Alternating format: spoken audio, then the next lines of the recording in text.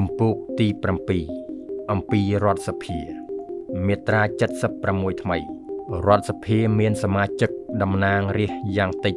120រូបតំណាងរាស្ត្រត្រូវជ្រើសតាំងដោយការបោះឆ្នោតជាសកលដោយសេរីដោយស្មារភាពដោយចម្ពោះនិងតាម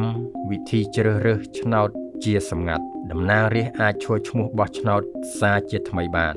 អ្នកដែលមានសិទ្ធិឈរឈ្មោះជាបេក្ខជនតំណាងរាស្ត្រគឺជាប្រជាពលរដ្ឋខ្មែរទាំងពីរភេទដែលមានសិទ្ធិបោះឆ្នោតមានអាយុយ៉ាងតិច25ឆ្នាំមានសញ្ជាតិជាខ្មែរតាំងពីកំណើតបែបបទនិងការប្រព្រឹត្តទៅនៃការបោះឆ្នោតត្រូវកំណត់ក្នុងច្បាប់បោះឆ្នោតមាត្រា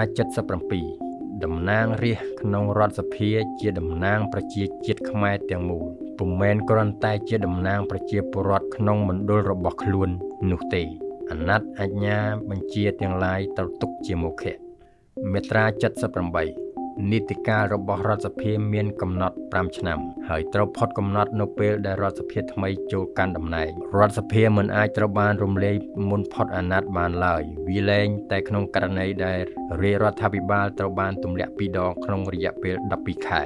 ក្នុងករណីនេះព្រះមហាក្សត្រត្រូវរំលាយរដ្ឋសភាក្រោយពីព្រះអង្គទ្រង់បានទទួលការស្នើពីនាយករដ្ឋមន្ត្រីនិងបន្ទាប់ពីទ្រង់បានការយល់ព្រមពីប្រធានរដ្ឋសភាការបោះឆ្នោតដើម្បីជ្រើសរើសរដ្ឋសភាថ្មីនឹងប្រព្រឹត្តទៅក្នុងរយៈពេល60ថ្ងៃយ៉ាងយូរចាប់តាំងពីថ្ងៃរំលាយរដ្ឋសភាមកក្នុងរយៈកាលនេះរាជរដ្ឋាភិបាល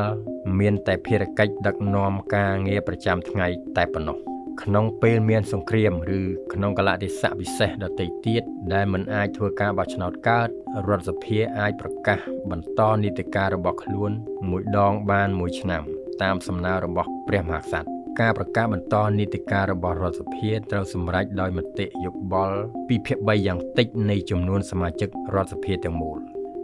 មាត្រា79អាណត្តិនៃសមាជិករដ្ឋសភាមានវិសមត្ថភាពជាមួយការបំពេញមុខងារសាធារណៈជាសកម្មនិងជាមួយមុខងារជាសមាជិកនៃស្ថាប័នដទៃទៀតដែលមានចែងក្នុងរដ្ឋធម្មនុញ្ញនេះវាលែងតែទៅបំពេញមុខងារក្នុងគណៈរដ្ឋមន្ត្រីនៃរាជរដ្ឋាភិបាលក្នុងករណីនេះសមាជិកសភារូបនោះមានឋានៈជាសមាជិករដ្ឋសភាធម្មតាប៉ុន្តែមិនត្រូវមានមុខតំណែងអ្វីទាំងអស់ក្នុងគណៈកម្មការចិន្ត្រៃយ៍និងក្នុងគណៈកម្មការផ្សេងៗនៃរដ្ឋសភាមាត្រា80តំណាងរាស្ត្រមានអភ័យឯកសិទ្ធិសភាតំណាងរាស្ត្ររូបណាក៏ដោយមិនអាចត្រូវបានចោទប្រកាន់ចាប់ខ្លួនឃាត់ខ្លួនឬឃុំខ្លួនដោយហេតុពីបានសម្ដែងយោបល់ឬបញ្ចេញមតិក្នុងការបំពេញមុខងាររបស់ខ្លួនសោះឡើយការចោទប្រកាន់ការចាប់ខ្លួនការឃាត់ខ្លួនឬការឃុំខ្លួនសមាជិកណាមួយនៃរដ្ឋសភានឹងអាចធ្វើទៅកើតលុះត្រាតែមានការយល់ព្រមពីរដ្ឋសភាឬពីគណៈកម្មការចិន្ត្រៃយ៍របស់រដ្ឋសភាក្នុងចន្លោះសម័យប្រជុំនៃរដ្ឋសភា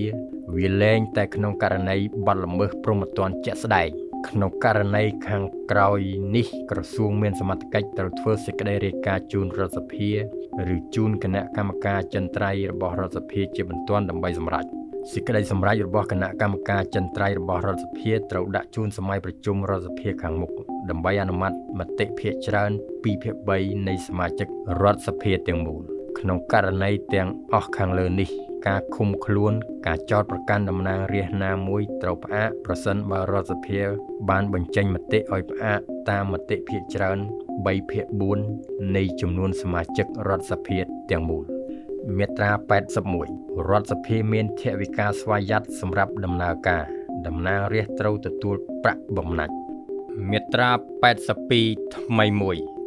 រដ្ឋសភាបើកសម័យប្រជុំដំបូង60ថ្ងៃយ៉ាងយូរក្រោយពេលបោះឆ្នោតតាមការកោះប្រជុំរបស់ព្រះមហាក្សត្រ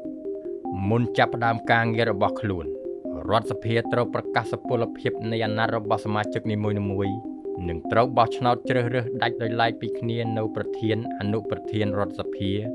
និងសមាជិកទាំងអស់នៃគណៈកម្មការនានារបស់រដ្ឋសភាដោយមតិភាគច្រើនដាច់ខាតនៃចំនួនសមាជិករដ្ឋសភាទាំងមូលប្រធានរដ្ឋសភាត្រូវបោះឆ្នោតជ្រើសរើសចេញពីសមាជិករដ្ឋសភាដែលមានសញ្ជាតិខ្មែរតែមួយគត់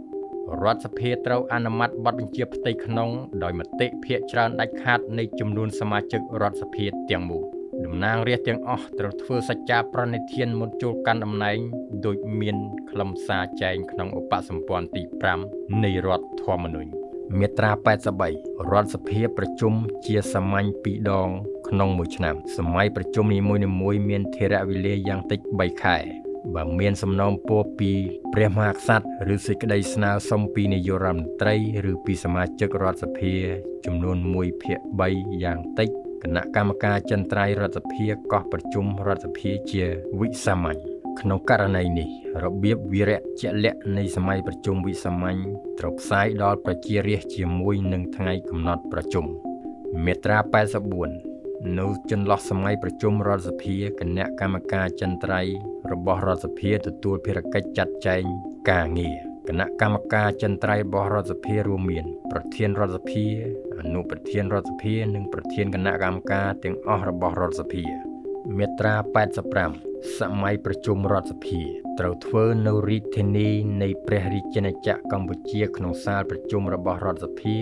លើកលែងតែមានការសម្រេចផ្សេងចុះក្នុងលិខិតកោះប្រជុំដោយកលៈទេសៈតម្រូវក្រៅពីករណីខាងលើនិងក្រៅពីកន្លែងនិងពីកាលបរិច្ឆេទដែលកំណត់ក្នុងសេចក្តីអញ្ជើញការប្រជុំណាក៏ដោយរបស់រដ្ឋសភាត្រូវទុកជាខុសច្បាប់ហើយជាអសាសូន្យពេញលក្ខណៈមាត្រា86ក្នុងកលៈទេសៈដែលប្រទេសជាតិស្ថិតក្នុងភាពអាសន្នរដ្ឋសភាប្រជុំរាល់ថ្ងៃជាប់ជាប្រចាំរដ្ឋសភាមានសិទ្ធិសម្រេចបញ្ចប់កលៈទេសៈពិសេសខាងលើនេះកាលបើសភាពការអនុញ្ញាតបើរដ្ឋសភាមិនអាចប្រជុំបានទេដោយមូលហេតុចាំបាច់ជាអាចនៅពេលដែលកម្លាំងបរទេសចូលមកកាន់កាប់ទឹកដីការប្រកាសភាពអាសន្នត្រូវបន្តទៅមុខជាស្វ័យប្រវត្តិនៅពេលដែលប្រទេសជាតិស្ថិតក្នុងភាពអាសន្នរដ្ឋសភាមិនអាចត្រូវរំលាយបានឡើយមាត្រា87ប្រធានរដ្ឋសភាដឹកនាំអង្គប្រជុំរបស់រដ្ឋសភាទទួលអាញ្ញត្តិច្បាប់និងសេចក្តីសម្រេចចិត្តទាំងឡាយដែលរដ្ឋសភាបានអនុម័តរ៉ាប់រងការអនុវត្តបទបញ្ជាផ្ទៃក្នុងរបស់រដ្ឋសភានិងចាត់ចែងការតាក់ទងអន្តរជាតិទាំងឡាយរបស់រដ្ឋសភាក្នុងករណីដែលប្រធានរដ្ឋសភាមានធុរកិច្ចមិនអាចបំពេញមុខងារបានដោយហេតុមកពីមានជំងឺឬបំពេញមុខងារជាប្រមុខរដ្ឋស្ដីទីឬជាព្រះរាជានុសិទ្ធឬបំពេញបេសកកម្មនៅបរទេសអនុប្រធានរដ្ឋសភាមួយរូបត្រូវទទួលភារកិច្ចចាត់ចែងការងារជំនួសក្នុងករណីដែលប្រធានឬអនុប្រធានរដ្ឋសភាលាលែងពីមុខតំណែងឬទទួលអនិច្ចកម្មរដ្ឋសភាត្រូវបោះឆ្នោតជ្រើសតាំងប្រធានឬអនុប្រធានថ្មីមាត្រា88ថ្មី2ការប្រជុំរដ្ឋសភាត្រូវធ្វើជាសាធារណៈរដ្ឋសភាអាចប្រជុំជាសម្ងាត់បានតាមការសុំស្នើពីប្រធានឬពីសមាជិកចំនួន1/10យ៉ាងតិចពីព្រះមហាក្សត្រឬពីនាយករដ្ឋមន្ត្រីការប្រជុំរដ្ឋសភានឹងយកជាការបានលុះត្រាតែមានគោរមលើសពី2/3នៃចំនួនសមាជិករដ្ឋសភាទាំងមូលសម្រាប់ការអនុម័តទាំងឡាយណាដែលតម្រូវឲ្យយកមតិភាគច្រើន2/3នៃចំនួនសមាជិករដ្ឋសភាទាំងមូលគោរមលើសពីពាក់កណ្ដាលនៃចំនួនសមាជិករដ្ឋសភាទាំងមូលសម្រាប់ការអនុម័តទាំងឡាយណាដែលតម្រូវឲ្យយកមតិភាគច្រើនដាច់ខាតនៃចំនួនសមាជិករដ្ឋសភាទាំងមូលមាត្រា89តាមការស្នើសុំពីសមាជិកចំនួន1/10យ៉ាងតិចរដ្ឋសភាអាចអញ្ជើញឥស្សរជនដ៏ឧត្តមណាមួយមកបំភ្លឺរដ្ឋសភាអំពីបញ្ហាដែលមានសារៈសំខាន់ពិសេសមាត្រា90ថ្មី2រដ្ឋសភាជាអង្គការដែលមានអំណាចនីតិបញ្ញត្តិហើយបំពេញភារកិច្ចរបស់ខ្លួនដោយបានកំណត់ក្នុងរដ្ឋធម្មនុញ្ញនិងច្បាប់ជាធរមានរដ្ឋសភាអនុម័តថវិកាជាតិផែនការរដ្ឋការឲ្យរដ្ឋខ្ចីប្រាក់ពីគេការឲ្យរដ្ឋឲ្យប្រាក់គេខ្ចីការសន្យានានាផ្នែកហិរញ្ញវត្ថុនិងការបង្កើតកែប្រែឬលុបចោលពន្ធដាររដ្ឋសភាឲ្យសេចក្តីយល់ព្រមចំពោះគណនេយ្យរដ្ឋបាលរដ្ឋសភាអនុម័តច្បាប់ស្តីពីការលើកលែងទោសជាទូទៅរដ្ឋសភាអនុម័តយល់ព្រមឬលុបចោលសន្ធិសញ្ញាឬអនុសញ្ញាអន្តរជាតិរដ្ឋសភាអនុម័តច្បាប់ស្តីពីការប្រកាសសង្គ្រាមការអនុម័តខាងលើនេះប្រព្រឹត្តទៅដោយមតិភាគច្រើនដាច់ខាតនៃចំនួនសមាជិករដ្ឋសភាទាំងមូលរដ្ឋសភាបោះឆ្នោតទុកចិត្តដល់រាជរដ្ឋាភិបាលតាមមតិភាគច្រើនដាច់ខាតនៃចំនួនសមាជិករដ្ឋសភាទាំងមូលមាត្រា91ថ្មីសមាជិកព្រឹទ្ធសភាសមាជិករដ្ឋសភានិងនាយករដ្ឋមន្ត្រីមានសិទ្ធិផ្ដួចផ្ដើមគំនិតធ្វើច្បាប់ តំណាងរាស្ត្រមានសិទ្ធិស្នើធ្វើវិសោធនកម្មច្បាប់ប៉ុន្តែសំណើនេះមិនអាចទទួលយកបានទេបើវិសោធនកម្មនោះសំដៅបន្ថយប្រាក់ចំណូលសាធារណៈឬបន្ថែមបន្ទុកលើប្រជាពលរដ្ឋមាត្រា92ការអនុម័តទាំងឡាយរបស់រដ្ឋសភាដែលផ្ទុយនឹងគោលការណ៍រក្សាការពារឯករាជ្យអធិបតេយ្យបូរណភាពទឹកដីនៃព្រះរាជាណាចក្រកម្ពុជាហើយដែលនាំឲ្យប៉ះពាល់ដល់ឯកភាពនយោបាយឬការគ្រប់គ្រងរដ្ឋបាលរបស់ប្រទេសជាតិនឹងត្រូវចាត់ទុកជាអសាសូនក្រុមប្រឹក្សាធម្មនុញ្ញជាអង្គការតែមួយគត់ដែលមានសមត្ថកិច្ចសម្រេចពីមុខភាពនេះមាត្រា93ថ្មីច្បាប់ដែលរដ្ឋសភាបានអនុម័តនិងព្រឹទ្ធសភាបានពិនិត្យចប់សពគ្រប់រួចហើយត្រូវបានព្រះមហាក្សត្រទ្រង់ឡាយព្រះហស្ថលេខាប្រកាសឲ្យប្រើត្រូវចូលជាធរមាននៅរាជធានីភ្នំពេញក្នុងរយៈពេល10ថ្ងៃគត់ក្រោយពីថ្ងៃប្រកាសឲ្យប្រើនិងនៅទូទាំងប្រទេសក្នុងរយៈពេល20ថ្ងៃគត់ក្រោយពីថ្ងៃប្រកាសឲ្យប្រើប៉ុន្តែបើច្បាប់នេះបានចែងថាជាការប្រញាប់ច្បាប់នេះត្រូវចូលជាធរមានភ្លាមនៅទូទាំងប្រទេសក្រោយថ្ងៃប្រកាសឲ្យប្រើច្បាប់ដែលព្រះមហាក្សត្រទ្រង់បានឡាយព្រះហស្ថលេខាប្រកាសឲ្យប្រើត្រូវចុះក្នុងរាជកិច្ចនិងផ្សព្វផ្សាយនៅទូទាំងប្រទេសឲ្យទាន់តាមពេលកំណត់ខាងលើមាត្រា94រដ្ឋសភាបង្កើតគណៈកម្មការផ្សេងៗដែលចាំបាច់ការរៀបចំនិងការប្រព្រឹត្តទៅនៃរដ្ឋសភានិងមានកំណត់ក្នុងបទបញ្ជាផ្ទៃក្នុងនៃរដ្ឋសភា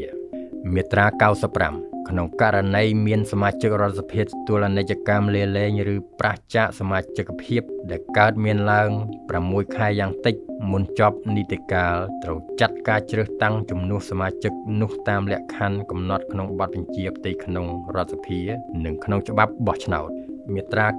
96តំណាងរាស្ត្រមានសិទ្ធិដាក់សំណួរដល់រាជរដ្ឋាភិបាលសំណួរនេះត្រូវសរសេរជាលាយលក្ខណ៍អក្សរប្រគល់ជូនតាមរយៈប្រធានរដ្ឋសភាចម្លើយអាចធ្វើឡើងដោយរដ្ឋមន្ត្រីមួយរូបឬច្រើនរូបអាស្រ័យដោយបញ្ហាដែលបានចោទឡើងពាក់ព័ន្ធនឹងការទទួលខុសត្រូវរបស់រដ្ឋមន្ត្រីមួយរូបឬច្រើនរូបបើបញ្ហាពាក់ព័ន្ធដល់នយោបាយទូទៅរបស់រាជរដ្ឋាភិបាលនាយករដ្ឋមន្ត្រីត្រូវឆ្លើយផ្ទាល់ខ្លួនចម្លើយរបស់រដ្ឋមន្ត្រី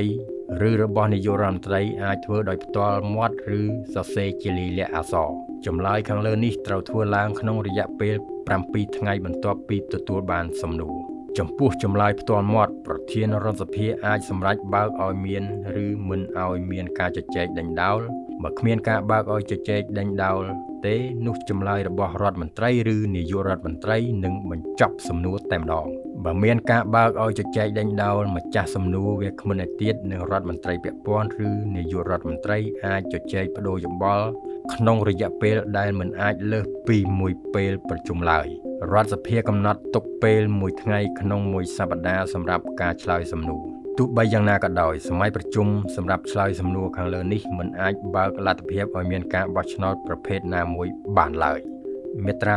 97គណៈកម្មការទាំងឡាយរបស់រដ្ឋសភាអាចអញ្ជើញរដ្ឋមន្ត្រីមកបំភ្លឺអំពីបញ្ហាអ្វីមួយដែលពាក់ព័ន្ធនឹងវិស័យទទួលខុសត្រូវរបស់ខ្លួនមាត្រា98ថ្មីមួយរដ្ឋសភាអាចទម្លាក់សមាជិកគណៈរដ្ឋមន្ត្រីឬទម្លាក់រាជរដ្ឋាភិបាលពីតំណែងដោយអនុម័តញត្តិបន្ទោសតាមសម្លេងឆ្នោតភាគច្រើនដាច់ខាតនៃចំនួនសមាជិករដ្ឋសភាទាំងមូលក្នុងករណីដែលរាជរដ្ឋាភិបាលត្រូវបានទម្លាក់ពីមុខតំណែងដោយរដ្ឋសភារាជរដ្ឋាភិបាលដែលត្រូវចេញពីមុខតំណែងនេះមានតែភារកិច្ចដឹកនាំការងារប្រចាំថ្ងៃតែប៉ុណ្ណោះរហូតដល់មានរាជរដ្ឋាភិបាលថ្មីចូលកាន់តំណែងញត្តិបន្ទោសរាជរដ្ឋាភិបាលត្រូវបានលើកឡើងជូនរដ្ឋសភាដោយតំណាងរាស្ត្រចំនួន1/3នៃចំនួនសមាជិករដ្ឋសភាទាំងមូលទើបរដ្ឋសភាអាចលើកមកពិភាក្សាបាន